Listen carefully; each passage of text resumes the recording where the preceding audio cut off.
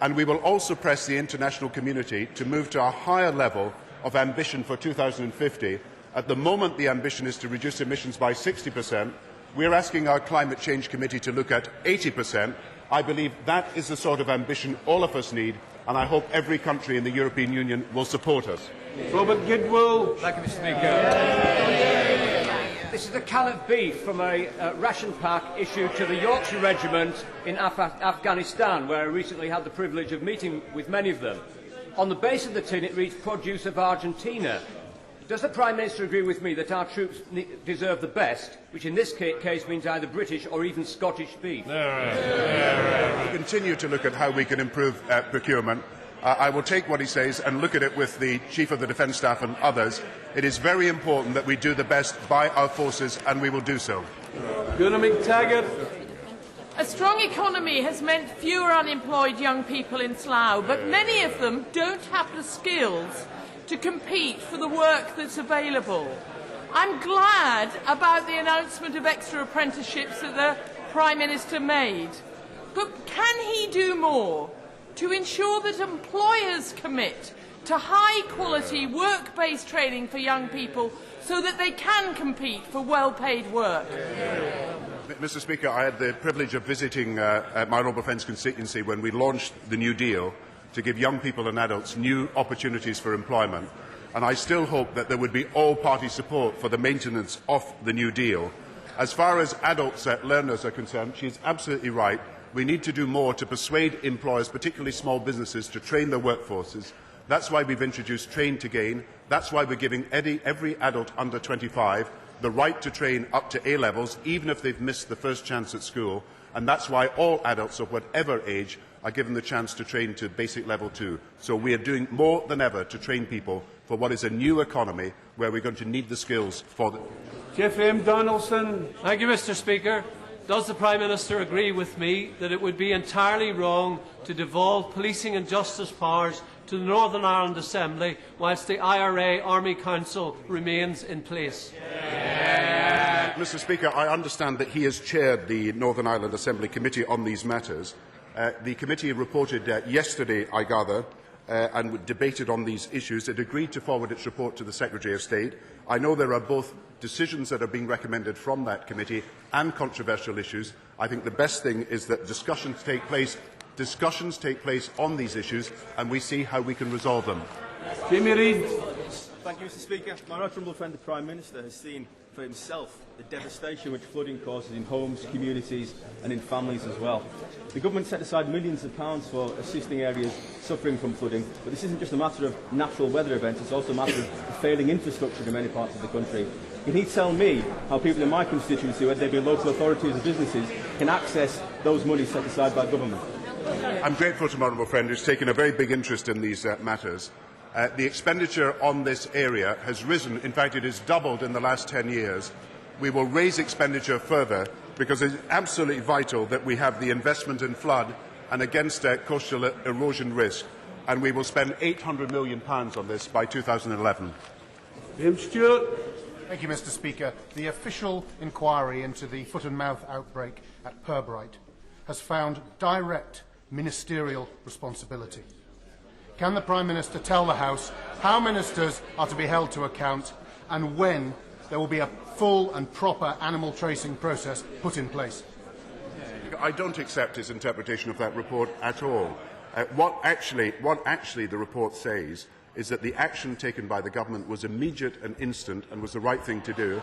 It also says that we were far better prepared than for any previous foot and mouth outbreak. It makes recommendations about the future, and we will look at all these recommendations. We are already investing and changing the management at Pirbright to avoid these things happening in the future, and I hope he would give the House a fair reflection of Mr Anderson's report. Ms McCafferty. My right honourable friend will be aware of reports this week that indicate that up to 4,000 forced marriages take place every year, and also that hundreds of ethnic minority children are disappearing from school rolls. and may have been forced into marriage against their will. Can I ask my right honourable friend if he will look into the role of education welfare officers and those tasked with the responsibility of absenteeism from school of children, and perhaps look to...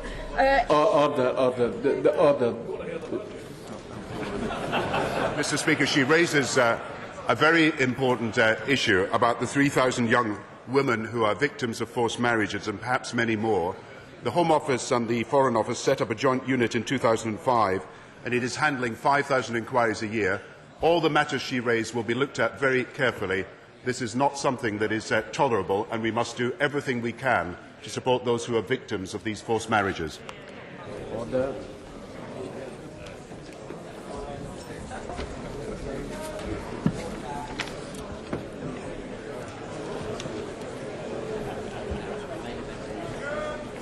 Order. Before I call the Chancellor of the Exchequer, it may be for the convenience of honourable members if I remind them that at the end of the Chancellor's speech, copies of the budget resolutions will be available to them in the vote office. Mr. Chancellor of the Exchequer. Mr. Deputy Speaker, the core purpose of this budget is stability now and in the future, and its core values of fairness and opportunity, founded on stability and strength. Mr. Deputy Speaker, in every country in 2008, every government has one aim: to maintain stability through the world economic slowdown. And Britain, with its central role in the world's financial system, is no exception. But with low inflation, record levels of employment and unemployment at its lowest level for a generation, and with the action that we took last year to curb inflation, Britain is better placed than other economies to withstand the slowdown in the global economy. Mr. Deputy Speaker, this year's budget is a responsible budget that will secure stability in these times of global economic uncertainty. And we will do everything in our power to maintain stability, keeping inflation and interest rates low and maintaining our record of growth. And whilst other countries have suffered recessions, the British economy has now been growing continuously for over a decade, the longest period of sustained growth in our history. And because of the changes we made to entrench stability and to increase the flexibility and resilience of our economy, I am able to report that the British economy will continue to grow throughout this year and beyond. And even in today's difficult and uncertain times, we are determined that we will not be diverted from our long-term aim to equip our country with the challenges of the future, to confront climate change and to end child poverty in a generation. Mr. Deputy Speaker, this budget is about equipping Britain for the times ahead, making sure that everyone, no matter what their circumstances, can exploit their full potential. It is about building a fairer society, offering more opportunity, a fair Britain in which everyone can succeed. Mr. Deputy Speaker, throughout the world, economies have benefited from the globalisation of trade and investment, which has delivered strong world growth.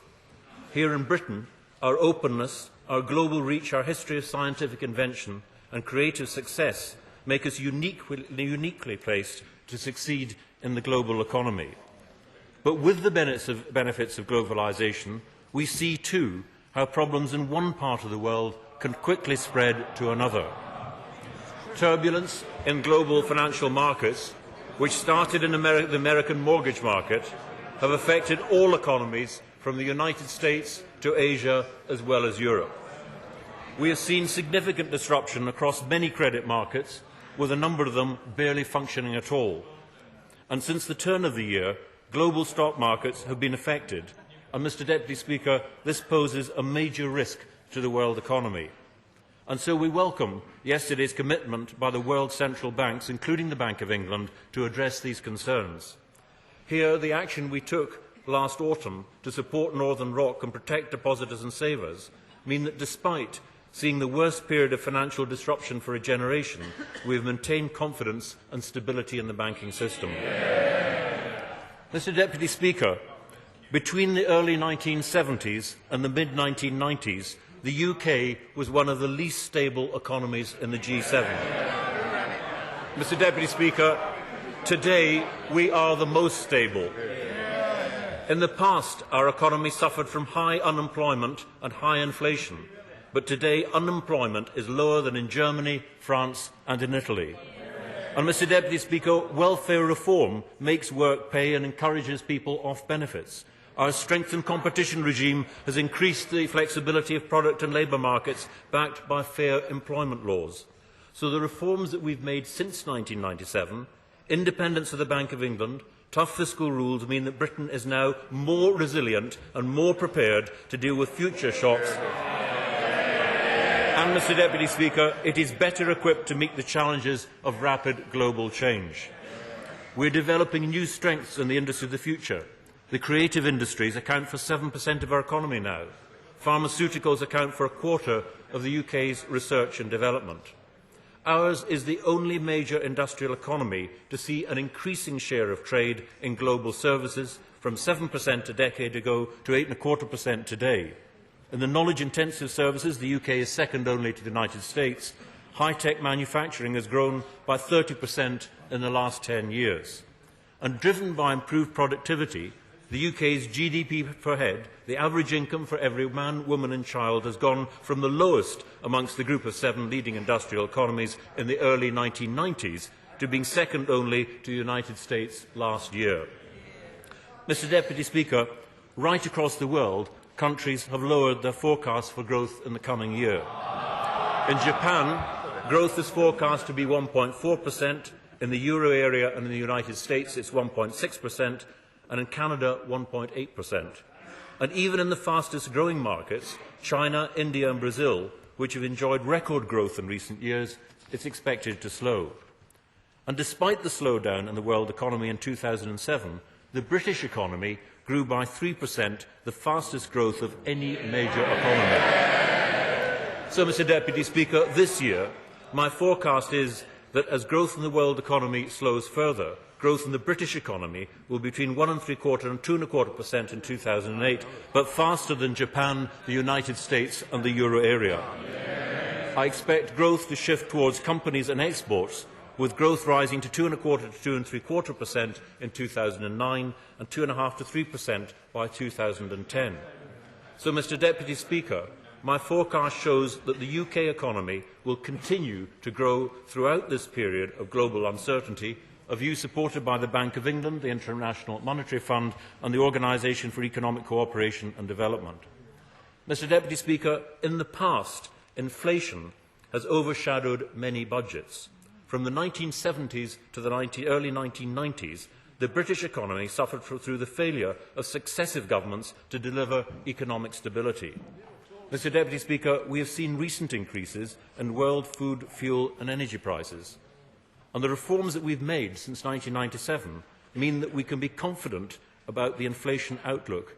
Mr. Deputy Speaker, there will be no return to the inflation rates of the early 1990s. As is happening in many countries because of commodity prices, inflation here will rise in the short term as higher oil and food prices feed through into domestic inflation. But inflation is forecast to return to target in 2009 and remain on target thereafter. The success of the Monetary Policy Committee and the resilience of the UK economy is clear.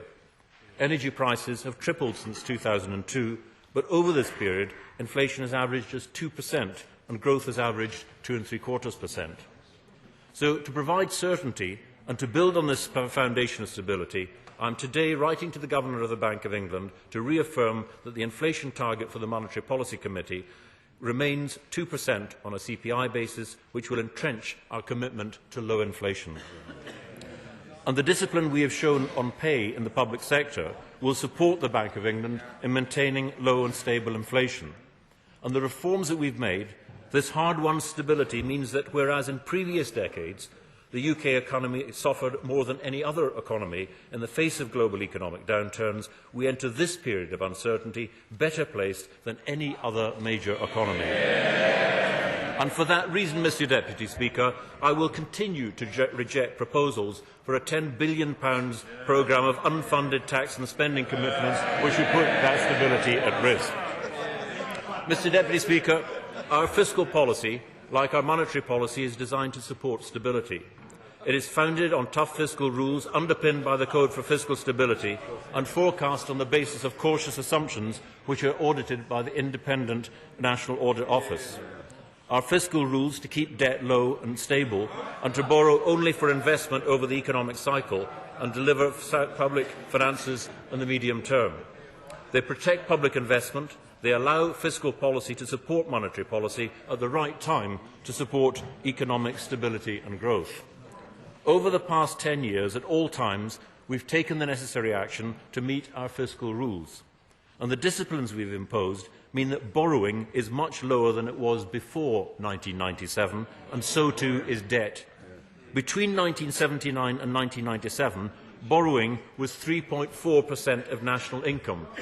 Since 1997, it has averaged just 1.2%.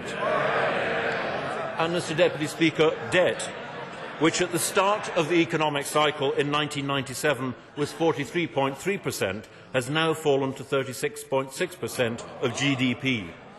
And it is precisely our commitment to this discipline and stability that gives us the flexibility now to respond to the global economic challenges we face today.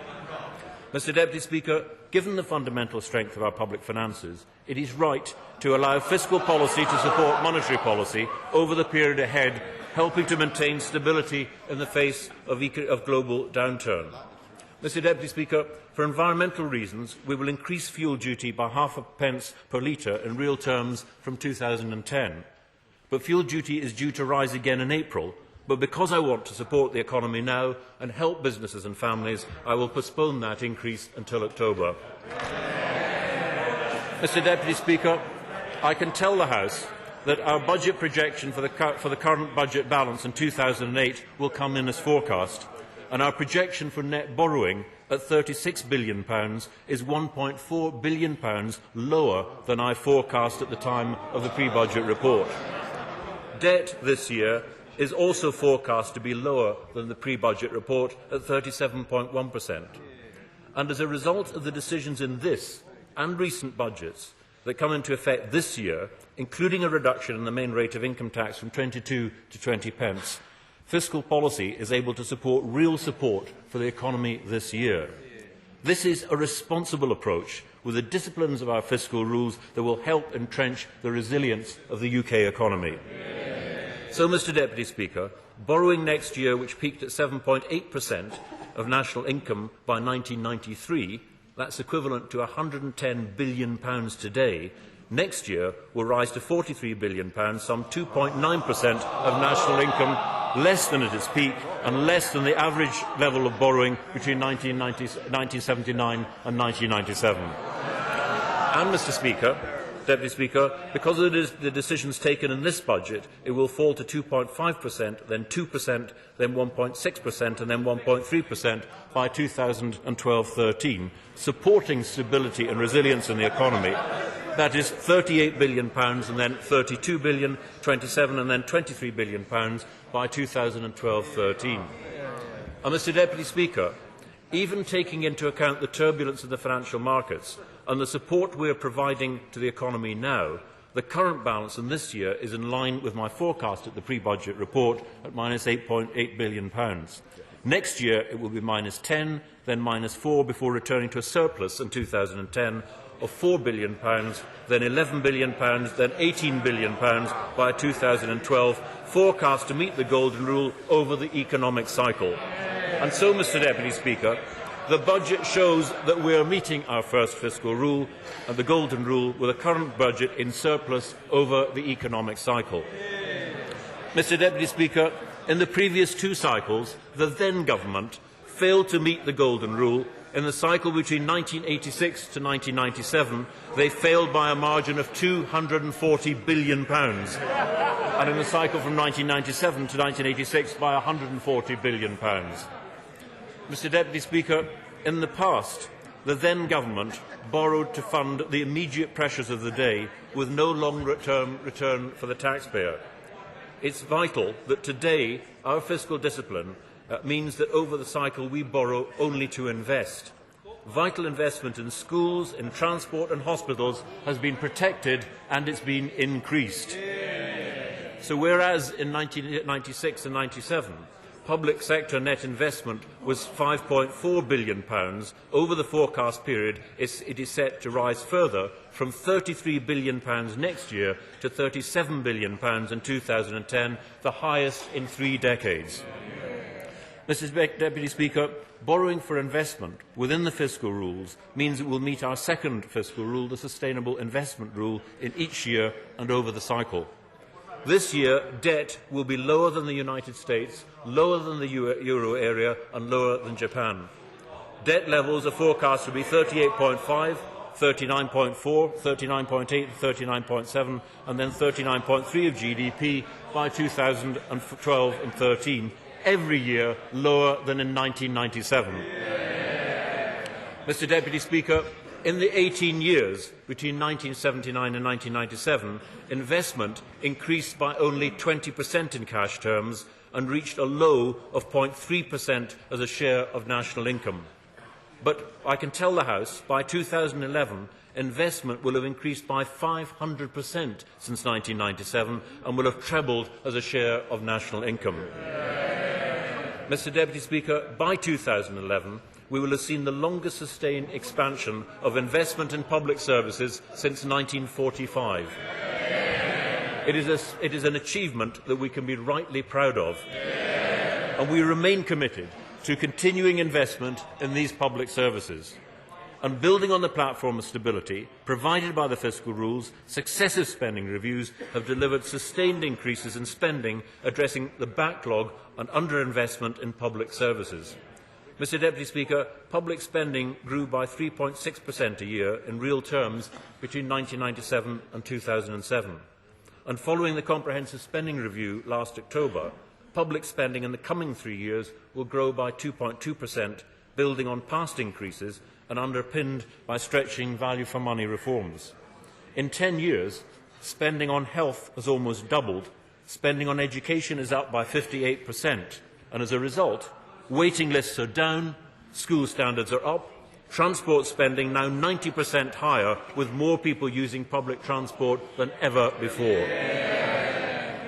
Mr. Deputy Speaker, aid for the world's poorest countries has doubled in real terms. The defence budget has seen the longest period of increased spending in a generation. And this year, we expect to spend over £2 billion more supporting our troops in the front line, including £900 million on military equipment. Mr. Deputy Speaker, I want to take this opportunity to pay tribute to our servicemen and women and their families in Iraq and Afghanistan. We are deeply proud of the bravery and professionalism and the courage they display in serving our country. Mr. Deputy Speaker, this has been an exceptional commitment to improving public services. By 2010-11, we'll have seen the longest sustained expansion of investment in public services in recent history. In 1997, the annual cost of servicing our national debt was 9% of public spending, but today it is 5%. Freeing up an extra £23 billion each year to invest in public services, around half the entire budget for schools.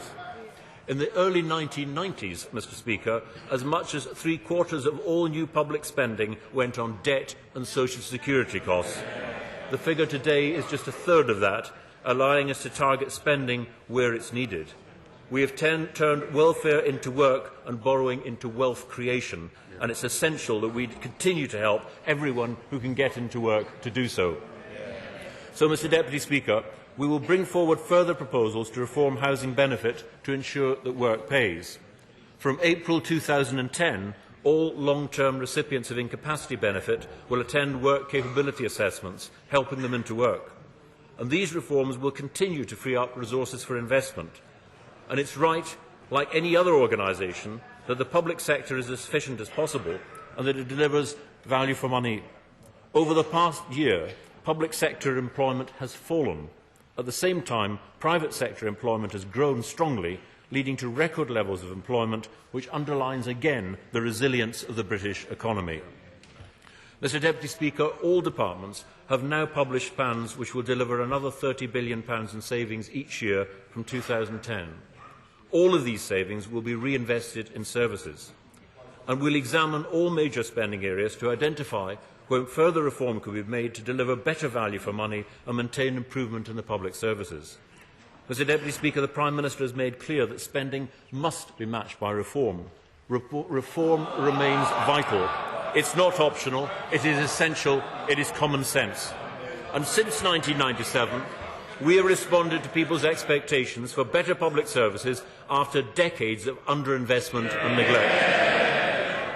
We've driven up standards, we've developed a greater diversity of providers, we've tackled failing services and ensuring the maximum benefit was gained from the investment that we put in.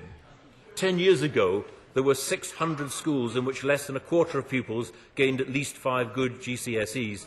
Today, there are fewer than 50. And compared to 1997, there are 10% fewer people dying of cancer each year thanks to faster and better treatment and more specialist doctors. But the test for public services in the future is not whether they are better than before or simply good enough. It's whether they're as good as they can be. So if the focus for the last decade was on repairing the old, the focus of the next must be on developing genuinely world-class services. And after a decade of hugely increased investment, we will continue our spending at a sustainable rate alongside our wider objectives for the economy and public services.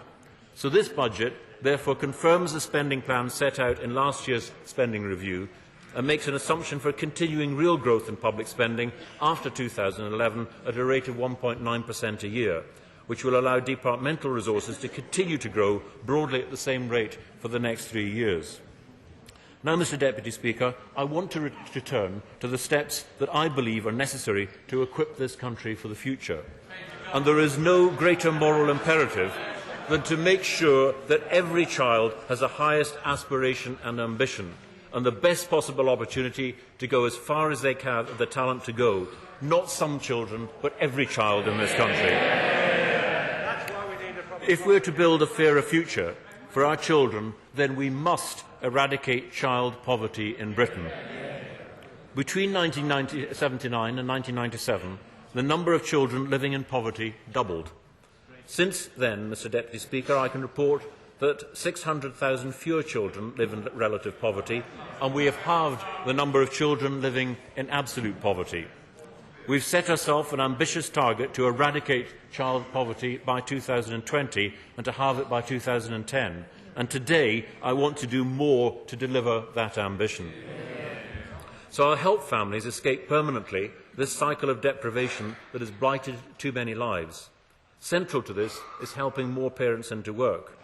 So we want to demonstrate our commitment to supporting parents through a contract in which the government undertakes to provide to support for families the need to move into work, and the other side of that contract is that we look to families to make a commitment to improve their situations wherever they can.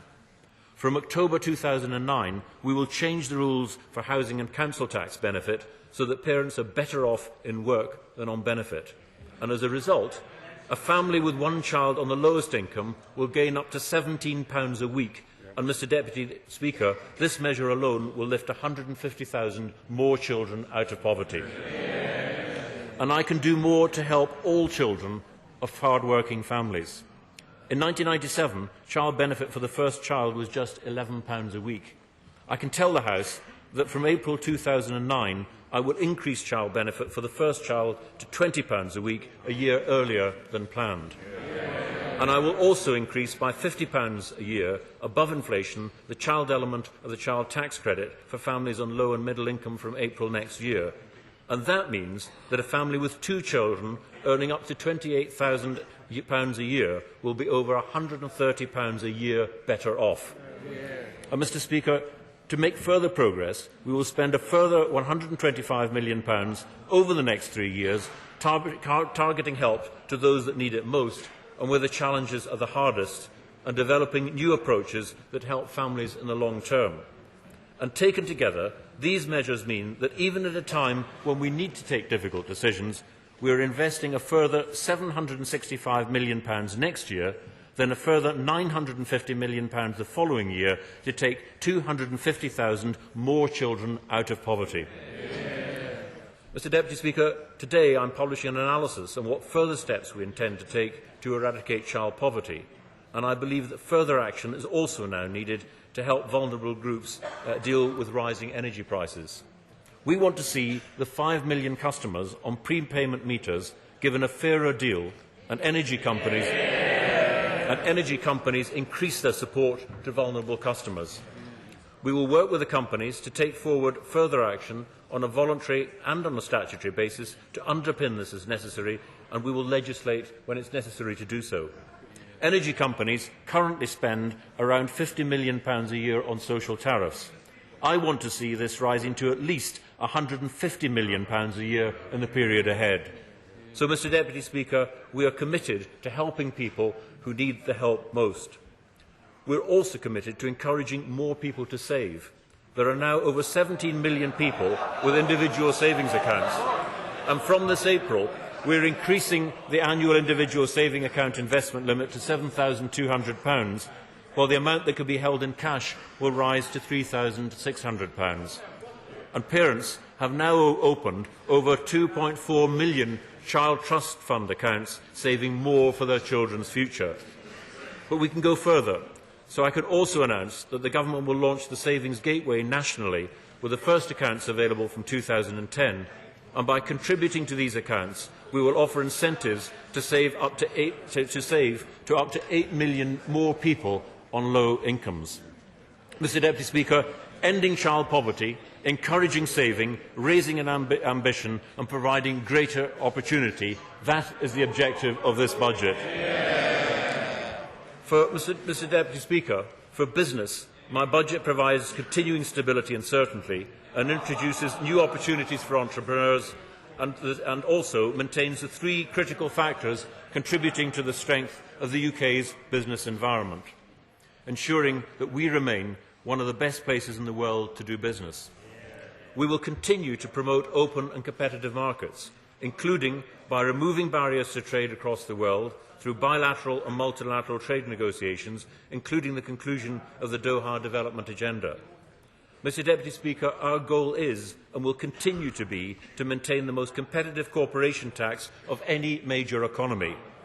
We already have the lowest corporation tax in the G7, and a competitive and simplified tax regime is essential, which is why we cut the main rate of corporation tax in 1997 and again in 1999. And from next month, the main corporation tax rate falls again from 38% to 28%. Mr Deputy Speaker, the UK is one of the best places in the world to do business. We can remain committed to consultation with business to maintain a stable business tax regime that remains responsive to business needs and is internationally competitive. And underlining our commitment to maximising the economic recovery of the UK's oil and gas reserves, I can also confirm reforms to the North Sea oil fiscal regime to help incentivise investment and support production. But today, Mr Deputy Speaker, I want to do more to support small and medium enterprises, now and in the longer term. 13 million people work in these enterprises, and there are over 750,000 more small and medium firms than there were in 1997. The new capital gains tax regime will come in next month, including the entrepreneurs' relief that I announced in January, and that will benefit over 80,000 businesses and investors in the next year alone. 90% of them will continue to pay capital gains tax at 10%, one of the lowest rates in the world. This budget also contains a programme of tax simplification, and I am today announcing further steps to help small companies simplify their tax calculations. Mr Deputy Speaker, especially at this time, we need to do more to help small and medium enterprises get access to the finance they need. And to help them in the current conditions, I can therefore announce that funds available through the Small Firms Loan Guarantee Scheme will be increased by £60 million for the coming year. And I am, from next month, extending the scheme to all small and medium firms. I am also increasing the amount of investment on which tax relief is available under the Enterprise Investment Scheme from £400,000 to £500,000, and the employee share limit for tax relief under the Enterprise Management Incentive Scheme will increase from £100,000 to £120,000. Mr Deputy Speaker, the Secretary of State for Business and Enterprise will consult with radical new proposals to impose a limit on the amount of regulation that can be imposed by Whitehall departments. And I will also provide, Mr Deputy Speaker, I will also provide a capital fund of initially £12.5 million specifically to encourage more women entrepreneurs. There is also more I can do to ensure that small and medium firms win more business from the public sector. So we will take immediate steps to give firms better access to government contracts and help them with their cash flow. And I'm asking Anne Glover, the Chief Executive of Amadeus Capital Partners, to look into what other barriers we can remove and the practicality also of setting a goal for small and medium enterprises to win 30% of all public sector business in the next 5 years. I believe this could help promote enterprise in one of our most innovative and dynamic areas of the economy. I also believe that we can help support them grow their businesses, which will create new jobs and opportunities. Mr. Deputy Speaker, we welcome the contribution made by people born outside the United Kingdom who choose to come and work here. They are an important and central contributor to our economy's growth and prosperity. They pay their taxes on their earnings here. They also pay tax on the money they bring into this country from abroad. But for those non-domiciled individuals or families who have chosen to make Britain their home, I believe that it is right and fair that they should, after 7 years, pay a reasonable charge to maintain the right to be taxed differently from other UK residents. Beyond that, as I said before, we will not seek to charge UK tax on offshore income or capital gains that is not brought into the UK. This new charge will be implemented from April. There will be no further changes to this regime for the rest of this Parliament or the next. Mr. Deputy Speaker, last October,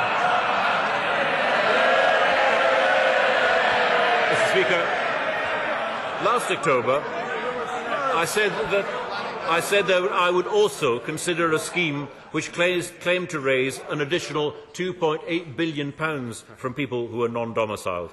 On closer examination, it was clear the sums didn't add up, and not for the first time, given the source of where that representation came, and I've rejected it.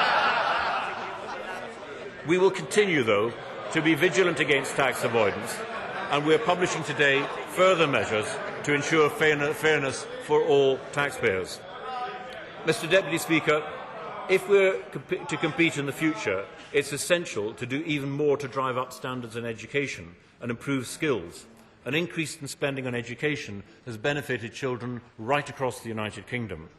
We've cut the number of underperforming schools dramatically in the last decade, and building on last year's spending review will raise standards even further to create greater opportunities for children.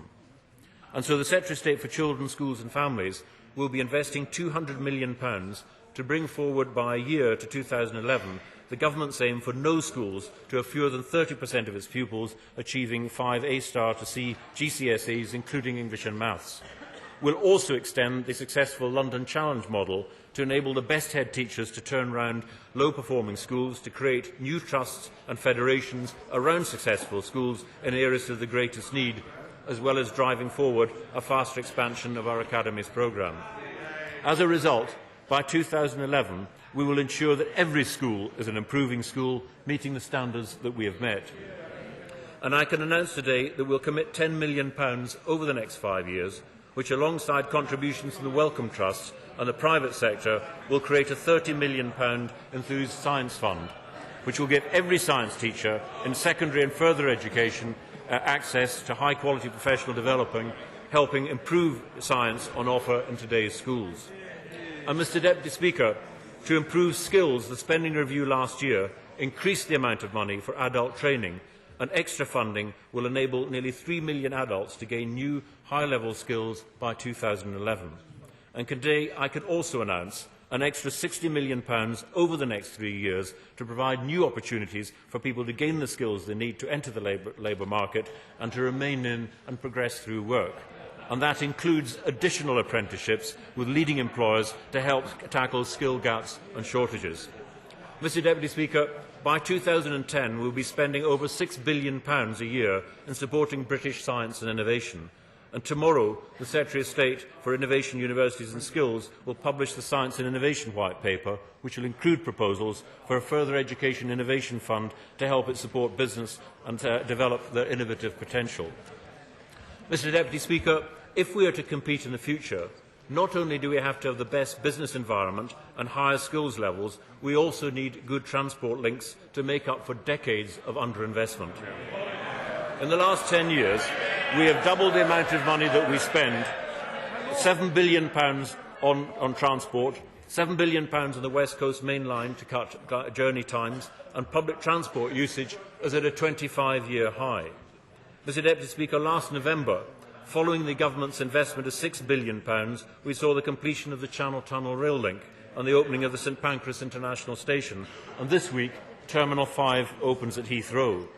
Today I can announce new measures at Heathrow and at other airports to ensure the greater use of biometric technology to speed up the time that it takes passengers to get through immigration control.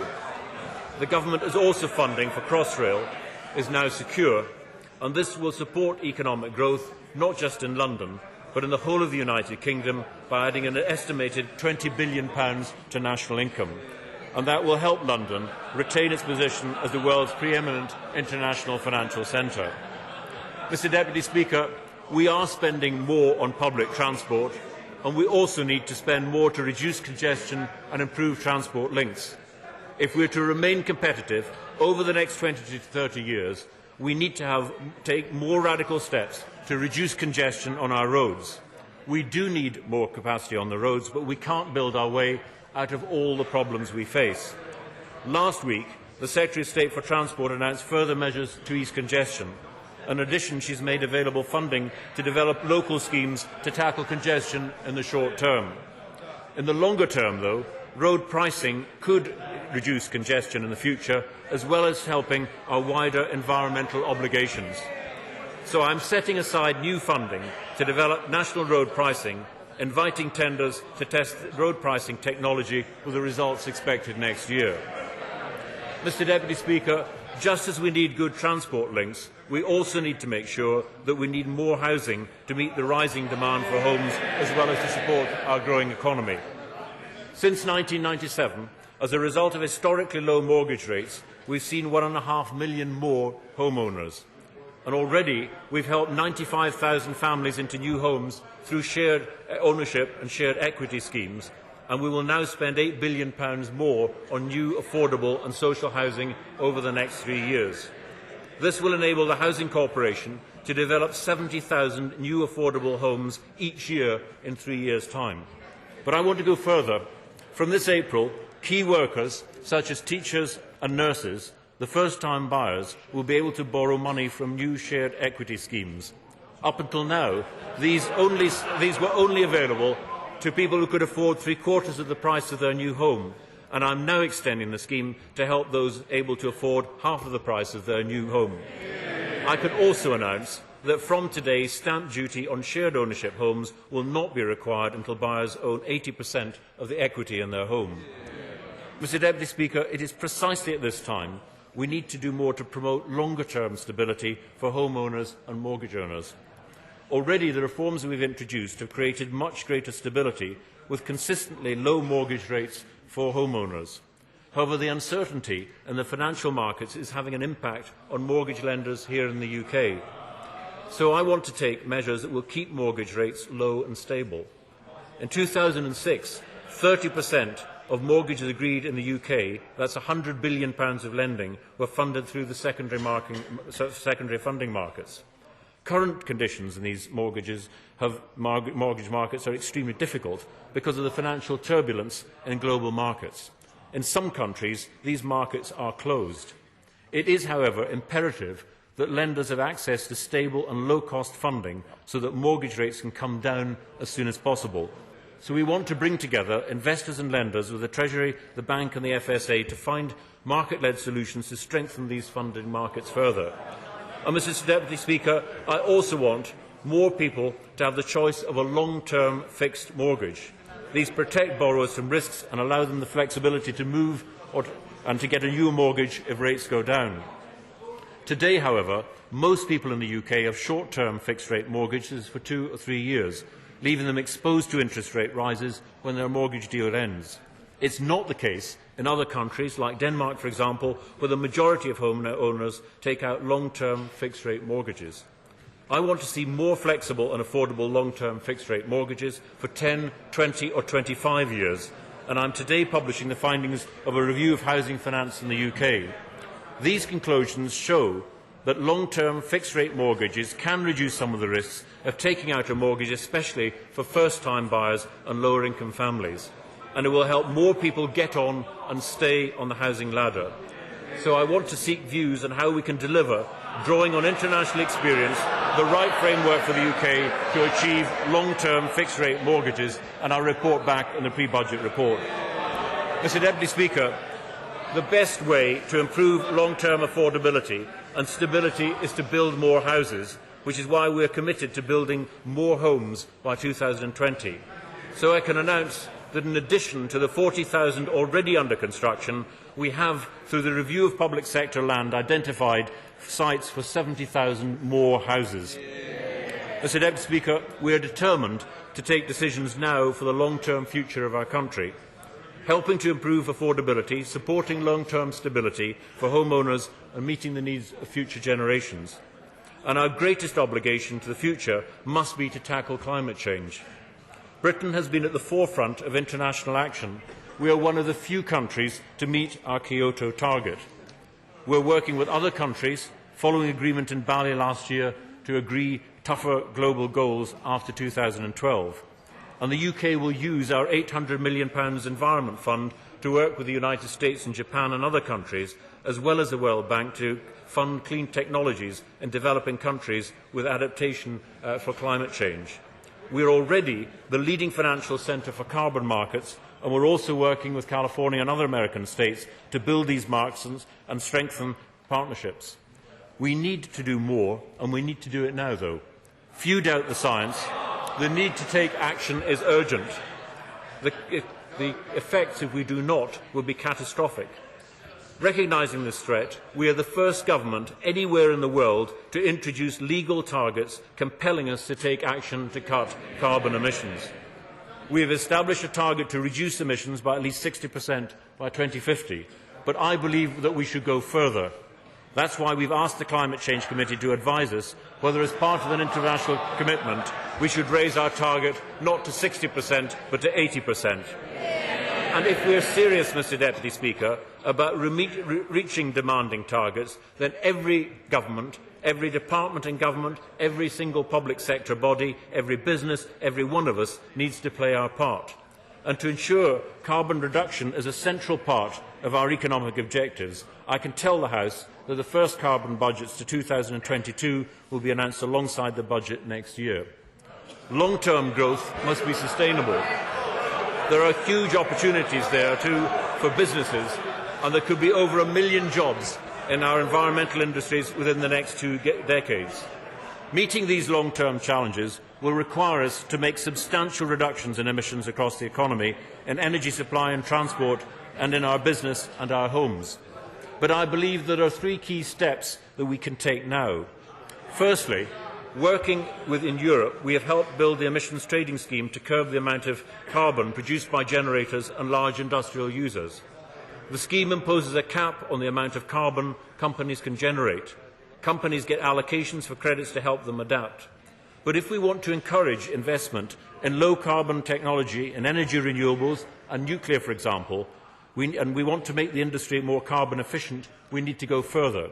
So in the next phase, instead of auctioning just 7%, I want to see auctioning of 100% of these allowances for electricity generators. Last year's Energy White Paper committed us to increasing the supply of renewable energy, and the energy bill now going through Parliament will allow us to triple renewable energy by 2015, and will consult on how to meet our share of the European Union target in the summer. But secondly, we need to do more to reduce the amount of carbon generated at home and at work. Given the damage that single-use carrier bags inflict on the environment, we want to take action now. So we will introduce legislation to impose a charge on them if we haven't seen sufficient progress on a voluntary basis. Legislation will come in 2009, and based on other countries' experience, it could lead to a 90% reduction with around 12 billion fewer plastic bags in circulation. And the money raised, Mr Deputy Speaker, should go to environmental charities. And next month, we will launch the most ambitious household emissions reduction programme. Energy companies are obliged, through the carbon emissions reduction target, to give their customers better deals for energy efficiency and therefore cut bills. cavity wall insulation for nearly 3 million homes, loft insulation, more energy efficiency appliances. I can announce £26 million funding next year for the Green Home Service to help people cut their carbon emissions and their fuel bills. And we will also extend the use of smart meters to medium and large companies over the next 5 years to provide them with greater incentives to reduce the amount of energy they consume. Mr Deputy Speaker, we already have a target to make new homes zero carbon from 2016. I believe that we need to go further, and I can announce today that new non-domestic buildings will become zero carbon by 2019. We will consult on achieving that target with the potential to achieve 75 million tonnes of carbon dioxide over the next 30 years. The climate change levy, which is the main reason why we have met our Kyoto targets and which is still opposed by the party opposite, will increase in line with inflation from April. I believe the third key area in which we need to take action now is in relation to transport. It accounts for nearly a third of our carbon emissions. We recognise the contribution of aviation to the UK economy, which is why we support expansion at Stansted and Heathrow. But I've always been clear that aviation must meet its environmental costs, and that's why we want aviation to be in the European Emissions Trading Scheme. But because emissions from aircraft are forecast to continue to grow, I am also announcing that revenue from the duty will be increased by 10% in the second year of operation.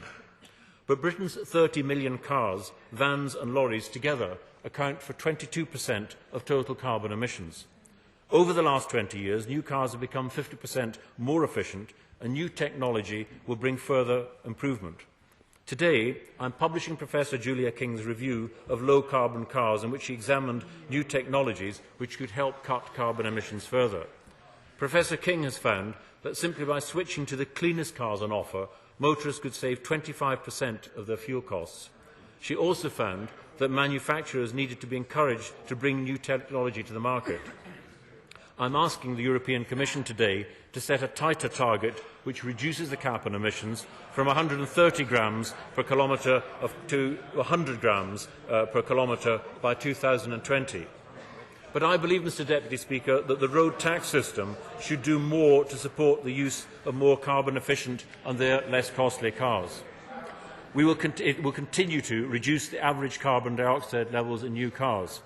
So firstly, from 2009, I am proposing a major reform of vehicle excise duty to encourage manufacturers to produce cleaner cars by introducing new bans.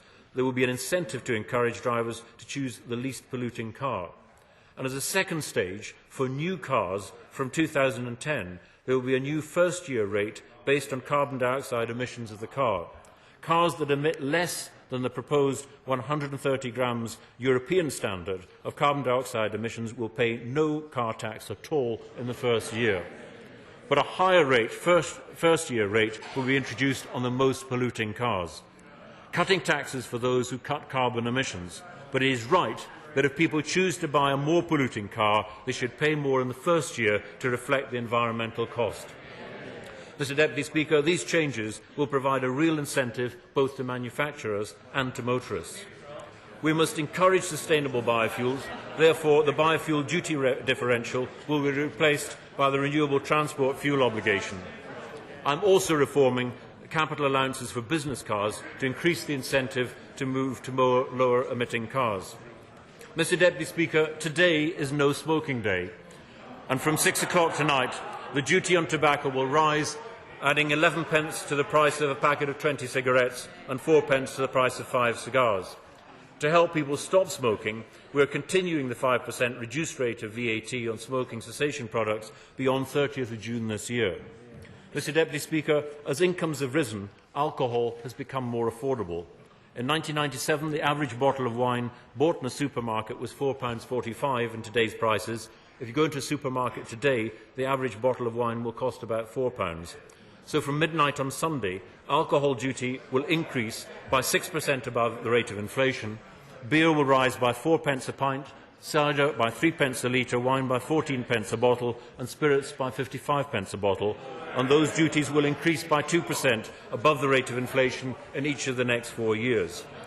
Mr Deputy Speaker, It is only because I have taken these decisions on alcohol and on closing tax loopholes that I am able to provide additional support for families and lift more children out of poverty. And it's also why I am able to make 2 further announcements while still meeting our fiscal rules. As the House will know, the basic rate of income tax will fall by 2 pence in April, and because charities have a vital role to play, will therefore implement a transitional rate of 22% to allow them to continue to claim gift aid at the current rate, delivering £300 million worth of relief. And it will provide charities with certainty for the next 3 years. Mr Deputy Speaker, I also said that one of the key features of this budget is fairness, and I want to do more to help older people, especially this year. Mr Deputy Speaker, we are spending £11 billion more in real terms per year on pensions, with over half this extra money going to pensioners on the lowest incomes. From April, as a result of the changes we made last year, a further 600,000 pensioners will be taken out of paying income tax, and the pension credit now guarantees a minimum income of £124 a week from April. Mr Deputy Speaker, before 1997 there was no winter fuel allowance. For this year, I have decided to help pensioners who are facing pressures such as high energy bills, so I intend to raise the winter fuel payment for the over 60s from £200 to £250 and for the over 80s from £300 to £400. 9 million pensioner households will be better off. Mr Deputy Speaker, this is a responsible budget to secure Britain's stability in the face of global uncertainty. I've made my choice: responsible decisions, not irresponsible, unfunded promises. Fairness and opportunity for everyone in Britain to secure a strong and sustainable future, and I commend this budget to the House.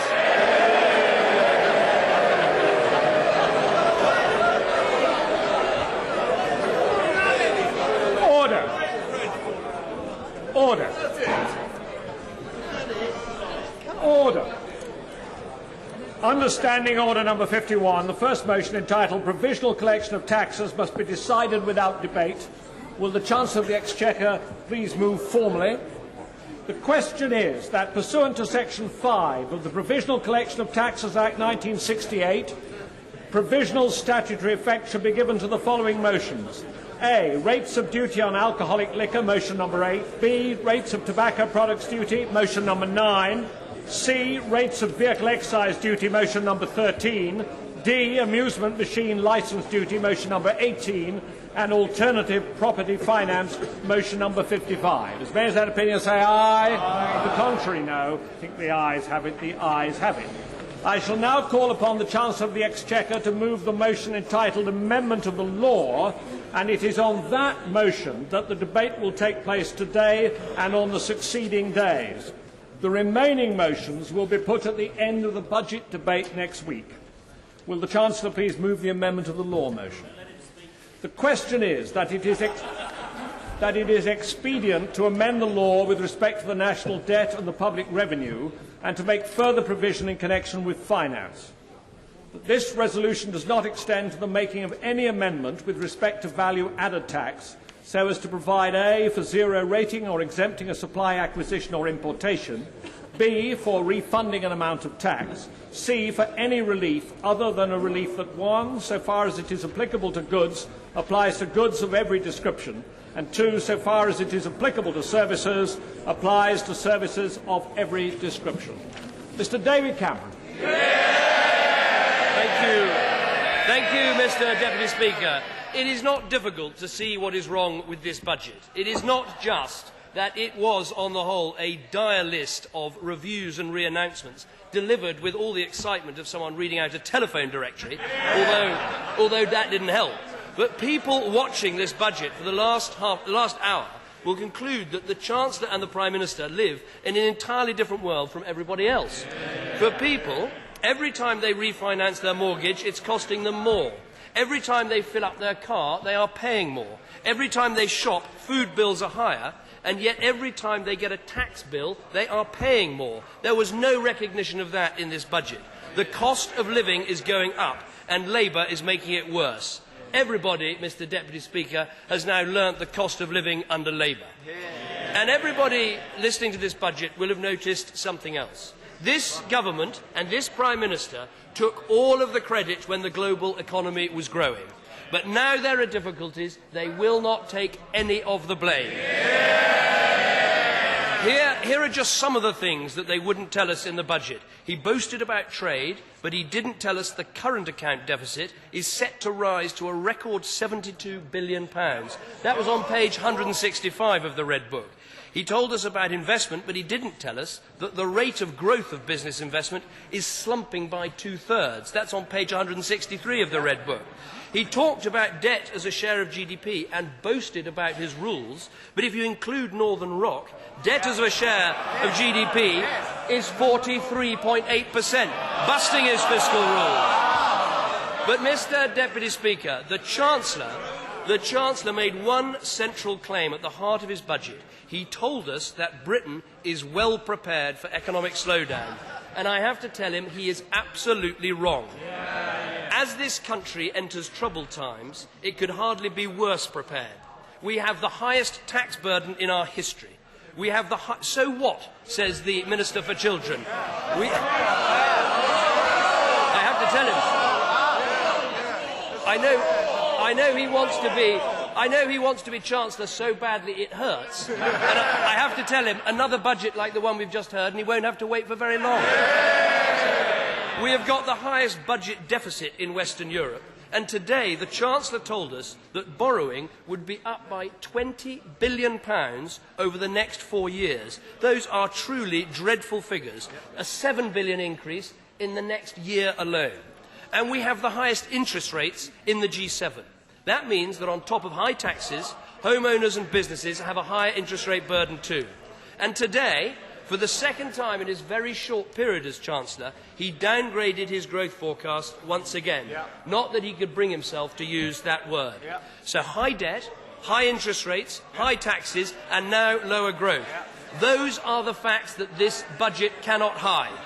They tell the story of just how badly prepared we are for the downturn. And, Mr. Deputy Speaker, we all know why. Because in the years of plenty, they put nothing aside. And now they didn't fix the roof when the sun was shining. And what better metaphor than today when it started to blow off at number 11 Downing Street? What we needed in this budget was real leadership and a serious plan to get this country out of the mess that they've made. What we need is a government that helps people when times are tough. Instead, we've got a government that kicks them when they're down. Now, the key test of competence for any government is not how they perform when things are going well, but how well prepared they are to cope when things get tough. And the key question at these times is how much room for manoeuvre have you given yourself? And the answer with this government is no room for manoeuvre at all. In America, they are cutting taxes by 1% of national income. In Sweden, they've got a 2% budget surplus to help them out. I'm not surprised honourable members actually don't want to hear the consequences of the waste and the incompetence over the last decade with their Prime Minister. In other countries, they are debating what to do with their surpluses. In this country, there is no debate because there is no surplus. In Britain, we have got nothing. No room for manoeuvre on the deficit, no room for manoeuvre on interest rates, and no room for manoeuvre on taxes. And I want to take each of those in turn. Debt. They said they would borrow £47 billion over the last 5 years. In fact, they have borrowed £165 billion. That is over £100 billion more debt than planned. And today, it's worse again. They've told us the current budget deficit is up another £23 billion over 4 years. That is the extent of this government's economic incompetence. Now, this Chancellor, just like the last one, likes to read out the league tables. Well, let me read you a list of major countries with deficits higher than Britain. Hungary, Pakistan and Egypt. That is the league of debt that we've been relegated to today. And for years, the Prime Minister and the Chancellor like to tell us about their fiscal rules and how they would stop us getting into this kind of mess. He tried today, and I do not know how he did it with a straight face, because the truth is, they have forgotten the most important rule of all. In good years, you put money aside for bad years, because you cannot spend money you haven't got. So we are ill-prepared on fiscal policy. Let's look at monetary policy. Again, virtually no room for manoeuvre. He boasted about low inflation, but listen to what the Governor of the Bank of England expects. He says, and I quote, "Inflation rising sharply alongside a marked slowing in growth." And page 139 of the Red Book says inflation, whichever measure you take, is higher now than it was in May 1997. And that's why, and that is why the Bank of England has the highest interest rates in the G7. But it is actually worse than that. Look at the real figures for inflation. Food inflation, 7%. Housing costs, 8%. Petrol and oil, up 19%. That is the real inflation paid by families in Britain. And if anybody still needs proof about how little room for manoeuvre he's got, just look at what is happening to taxes. While our competitors are cutting taxes on enterprise, the Chancellor confirmed today that he's putting taxes up. Capital gains tax up by 700 million. That's when we're heading for a downturn. Taxes on family businesses up by 200 million. That is the new income shifting rules for family businesses that he didn't even mention in his speech. Corporation tax on small businesses. That's a tax up 800 million as we head for a downturn. It is a crazy way to respond to a slowdown, hitting the very people that create the wealth, the jobs and the investment that this country needs so badly. But the true extent of the Chancellor's dreadful predicament is the fact that this budget, I'm going to mention something which last year was the centrepiece of the tax con budget, and this year does not even get a single mention, and that is the fact he is abolishing the 10p starting rate of tax. That is the tax con they all cheered so loudly last year, and soon they're going to find out what it means. Low-paid NHS workers are going to have to pay more tax. Part-time teaching assistants are going to have to pay more tax. He shakes his head, but that is the budget he actually introduced. Our soldiers fighting in the heat and dust of Afghanistan will pay more tax. That is the consequence of the tax con. 5.3, they say shame, well they should be ashamed for taxing our soldiers more. 5.3 million of the lowest paid will be worse off. And what has the government got to say to them? They say if you fill in a form, some of you, oh yes, some of you can get some of the money back. Taking away people's money, reducing self-reliance, increasing their dependence on the state. That tells you everything you need to know about this Prime Minister and this Chancellor. Let me tell you what we would do differently. We would make sure that higher green taxes were paid into a family fund and used to cut taxes on all Britain's hard-pressed families. We would help business by sweeping away the allowances and reliefs and cutting the headline rate of corporation tax. We would target tax on binge drinkers, not on every responsible drinker in this country who wants a glass of wine or a pint of beer at the end of a hard day's work. But the most important thing for the Chancellor in this budget is this. He should have set a long-term strategy for economic policy that learns the lessons of the waste and the extravagance of the last decade. He should have set out how to share the proceeds of growth so we could get borrowing and tax rates down. That would help not just Britain's families, but Britain's businesses too. And business knows just how bad this situation is. The CBI says this is now like a banana republic. The British Chambers, that's their words. That's the effect of the prawn cocktail offensive all those years ago. The British Chamber of Commerce said the government has lost the plot. 9 in 10 small businesses have lost confidence in the government. Business has fallen out of love with Labour. And the very least they expected was competent leadership in uncertain times. And all they've got is dithering. 5 months ago, the Chancellor stood at that dispatch box. He proposed changes to capital gains tax. They all cheered, and the policy fell apart. 5 months ago, he announced his plans on nom-doms. They all cheered, and the policy fell apart. Month after month, they said they didn't want to nationalise Northern Rock, and they did. They cancelled the general election, which, unbelievably, they had planned to fight on the issue of competence, and then they promptly lost half the country's personal data in the post. Now, who is to blame for this? It is tempting to blame the Chancellor. After all, he has had the most disastrous start of any Chancellor in modern history. But I don't think that would be fair. Let us be in no doubt as to the real source of this government's problems. Ask yourself any question about this budget, and it comes back to one man, the Prime Minister. Why is the Chancellor hitting low-paid with higher tax? Because the Chancellor put it in his budget last year. Why is the Chancellor left with the biggest budget deficit in Western Europe? Because the Prime Minister spent all the money in the last 11 budgets. Why is the Chancellor imposing a £1 billion extra taxes on capital gains tax and family businesses? Because the Prime Minister got himself in a panic trying to copy our proposals on inheritance tax. This country shouldn't be in any doubt of the source of the difficulties Britain is now in. The Chancellor was put in a hole by the Prime Minister, and they both kept digging. And now, after all this, the highest taxes in history, the highest deficit in Western Europe, the highest interest rates in the G7, thank you. I know he's Minister for Children, but he doesn't have to behave like one.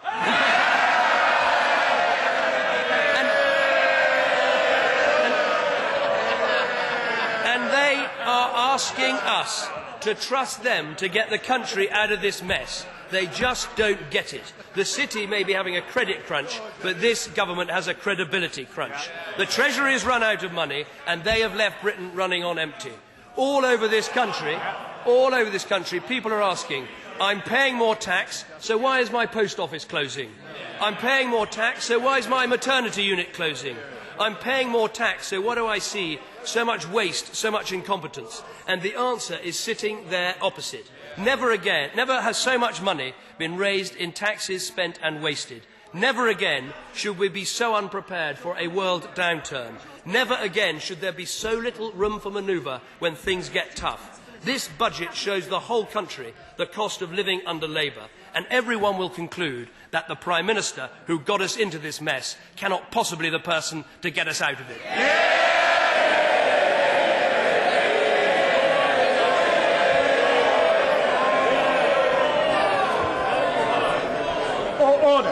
Order. Mr. Nick Clegg.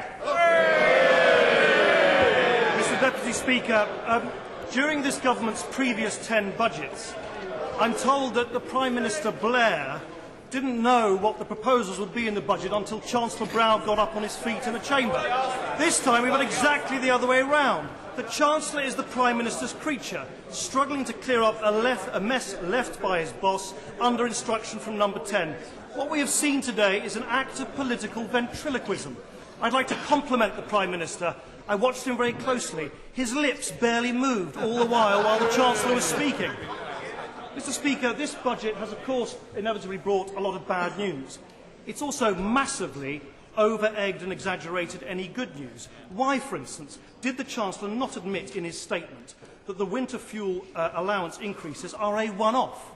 How can he play with the hopes and expectations of some of the most elderly and vulnerable people in our society? Is this just another pre-election bribe? Are we now to expect an election in 2009? There are, of course, tough times ahead, and the world economy does indeed remain uncertain. So this was an opportunity to give whatever help possible to the millions of hard-pressed families who are feeling the pinch, whose money is simply not stretching as far as it once did. But that's not the budget that this Chancellor has delivered. This is a meagre, tinkering budget which gives precious little help to the poor, but maintains special treatment to the rich. A budget designed to fill a black hole masquerading as good for the environment. A budget which will not make Britain fairer. A budget that is a green cop-out. Mr. Speaker, the Chancellor bravely suggests that the problems afflicting our economy were all caused elsewhere. He has to. He can't tell the truth. He can't blame his boss. A monkey never blames the organ grinder. It is deeply disingenuous to claim, as he did, that a housing market crash in the United States is the main reason for our economic woes. The reality is that swelling tide of personal private debt secured against high house prices, which are now declining, is creating the conditions for a perfect economic storm. High oil and food prices make it difficult for the Bank of England to cut interest rates, and with Britain now up to £2 trillion in debt, the Chancellor has backed himself into a corner with no room for manoeuvre. The sustainable debt rule is in tatters, even without Northern Rock and PFI projects being put onto the national accounts, and the golden rule has become the gambler's rule. Deep in the red, the government keeps betting more and more of our money in the hope that someday, somehow, they'll find themselves back in the black. As we've heard today, the prospect of that is moving ever further into the distance. Now, we heard much today about the Chancellor's wish to cut child poverty, but the meagre, piecemeal reforms that he is introducing to the chaotic tax credit system won't get the government anywhere near meeting its 2010 child poverty target. It's only about, by my reckoning, a third of what is needed. It's a ridiculously complex set of proposals we've heard today, which will be very difficult for the most hard-pressed families to understand. Using the government's own calculations, the Chancellor would have to find an additional £3.5 billion to stand even a faint chance of achieving its goal, and they're nowhere near doing that at all. The reality is that this government's approach to child poverty has failed. If we're to abolish child poverty for good, we must not only increase income, we must increase opportunity too. We must target more investment to help the poorest children in our schools, to offer them genuine opportunity for life, and crucially, deal with the link between poor housing and persistent poverty. Mr. Deputy Speaker, this budget was widely trailed by the Treasury as the greenest ever. But at the first sign of political difficulty, the government has run away by postponing the petrol duty increase until October this year. The fact is that the real cost of motoring has fallen consistently over the last 2 decades, while the real cost of public transport has risen by a third. We of course welcome the government's increase in vehicle excise duty on most polluting cars. This, like many of the Treasury's best proposals, started its life as a Liberal Democrat policy. Nationalising Northern Rock, reforming aviation tax, increasing stamp duty threshold. On these benches, we got used to the idea that when we have a good idea, after a while the Treasury finally gets round to realising it's also the best way forward for them. Green taxes, however, should be revenue neutral. They should not be treated as a wheeze to squeeze ever more money out of the British people, but should instead be designed to encourage green behaviour and cut the taxes of the most needy. Now, by my reckoning, the figures we've heard today, by 2010, the government will be taking approximately £1.7 billion in new green taxes, but less than £1 billion of that will be spent on the poor. So much of the revenue from these green taxes, plus other duties, are clearly going to go straight back into the black hole that the Prime Minister and the Chancellor have created in the UK's finances. By 2010, an additional £1.9 billion of money will go straight to fill that black hole. This is not a budget for the environment. It's a budget driven by fiscal incompetence and political desperation. Now, Mr. Deputy Speaker, is it not the case that the only people who will actually welcome this budget are those on the top of the income scale, not those on the bottom? The government's policy on non-DOMs is laughable. Their new poll tax, which the Conservatives unsurprisingly support, will be wildly punitive for ordinary foreign workers, but it will be no more than a flea bite for foreign billionaires who come to regard the United Kingdom as nothing more than a tax haven. And the government's approach to capital gains tax policy continues to be mired in chaos. It's frankly amazing that the Chancellor has contrived to create a tax change which has caused howls of anguish from businesses, cries of derision from commentators, but still allows hedge fund managers to pay lower rates of tax than their cleaners. Surely it would make more sense to return to the capital gains tax system of Nigel Lawson, not a man I readily agree with, and tax capital-like income. Until those two taxes are united, we will continue to see massive tax avoidance by the wealthy, presenting their income as capital for a 23% tax break. Surely this is also the time to take a much wider look at tax avoidance by big business. It is scandalous that companies like Tesco's are avoiding paying millions in stamp duty by placing properties in foreign special purpose vehicles which are based in offshore tax havens. Finally, Mr. Deputy Speaker, as for the Chancellor's announcement on fuel poverty, once again, too little, too late. Why has he not had the guts to claw back the huge excess profits by energy companies thanks to the emission permits that the government has given to them for free? 4.5 million people still live in fuel poverty, and the government's 2010 fuel poverty target appears to have been conveniently shelved by ministers. Limiting his measures to prepaid meters and only a modest increase in money for social tariffs doesn't go nearly far enough.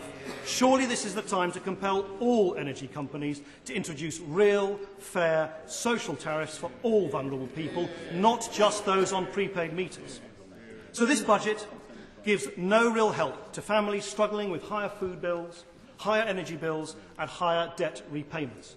What is this budget going to do to help junior nurses, teaching assistants, soldiers serving in Afghanistan? The answer is nothing. What we've got instead is a sequel to last year's budget, when his predecessor scandalously raised taxes exclusively on people earning less than £18,500 per year who don't get tax credits. What will the Chancellor say to those most vulnerable people when they see their income go down in 3 weeks' time? After 11 years in government, Labour today has completed its fiscal fusion with the Conservative Party. Both the parties believe in the same kind of budget. The kind of budget that kowtows to vested interests but fleeces the average family. The kind of budget that keeps tax loopholes for the super rich but closes in mercilessly on single mothers who've been overpaid tax credits. The kind of budget that uses green taxes as an excuse to take more money from the kitty of low earners. This is not a green budget. This is not a people's budget. This is a tinkering, contrick budget that protects the rich and abandons the poor. John McFall. Mr Deputy Speaker, I welcome the opportunity to speak in the budget today, and given the economic instability and turbulence that's in the markets today, I'm delighted to see that reference has been made by the Chancellor to the targets for child poverty, a primary target of the 1997 government, the initiatives in environmental taxation and the savings gateway and the measures for elderly citizens. But I mention this is against a background of economic turbulence, and we do live in a globalised world, and indeed only yesterday the Federal Reserve put